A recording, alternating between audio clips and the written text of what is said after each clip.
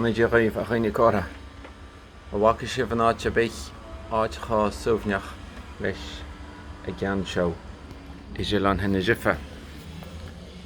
Siop o caife. Tá agus dílann siad chola chinál caife Chamaill. An ceann ástar an seo is in Ián san áisiú ach tá leagan sin bhd níos tíos an anna cinnealaí. Siúid cupla ceann acu. Chola chinál caife sin agus praosanna maiche. Tá éis buid waithe acu chola chinál praos bhíonn arthú. Nis mar thumpla seo, tá sé seo mar thumpla ceannaí mé héin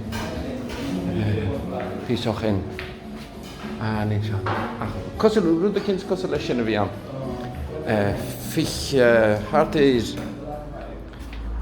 Hart is beidir €50 an packet. Ach I ceann ástar an seo is an Ián. Tá sé dúirt sé lom €50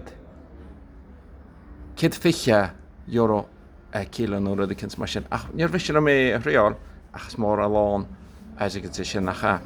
Beidir lácinnt nuair bhéis mé sefis nuair thiocas a praos an nuas beag ganí. Ach chuma bích is breanna a bheith an seo le bríonn caife all agus